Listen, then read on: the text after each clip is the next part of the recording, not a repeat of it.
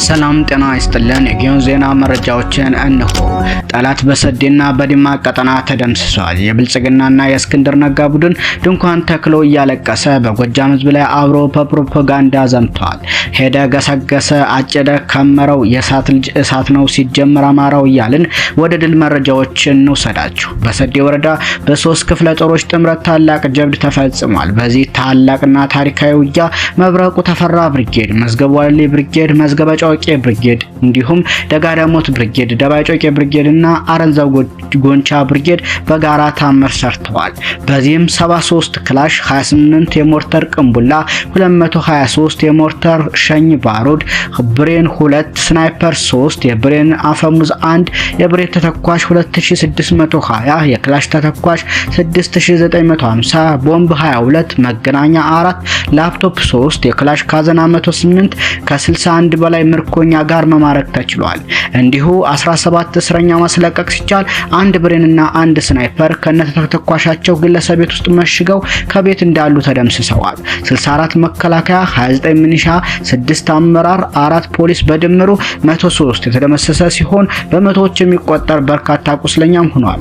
ጌታሰው ውበት የሚባል አንድ ክላሽና ስናይፐር በመማረክ ታሪክ ሲሰራ፣ ጠግቤው ሁነኛው የሚባል ጀግናም የድጎ ውጊያ ላይ ብሬን የማረከ ሲሆን በዚህ ውጊያም ብሬን በመማረክ ታሪክ ሰርቷል። በወገን በኩል የሁለተኛ ክፍለ ጦር ሰብሳቢ የነበረው ጀነራል መንበሩ ጌታዬ ሁለት ምሽግ ብቻውን በመቆጣጠርና በመማረክ ፊት ለፊት ተፋልሞ ታሪክ ሰርቶ ተሰውቷል። ይህ በእንዲህ እንዳለ አማራ ፋኖ በጎጃም 8ኛ በላይ ዘለቀ ክፍለ ጦር ስር የሚገኙት አባ ኮስተር ብርጌድና ሶማ ብርጌድ በመድፍ የታገዘ ውጊያ ሲያካሂዱ ውለዋል።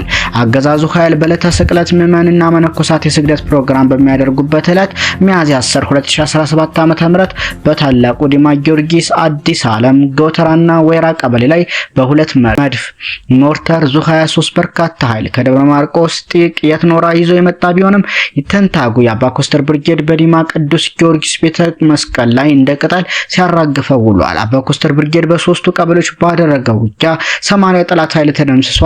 አንድ መከላከያ ከነሙሉ ትጥቁ ተማርኳል።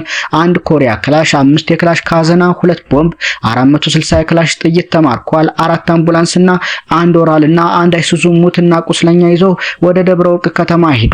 ሻለቃ አወል የሚባለው አዋጊ ቆስሏል፣ በሞትና ጣርሞት ላይ ይገኛል።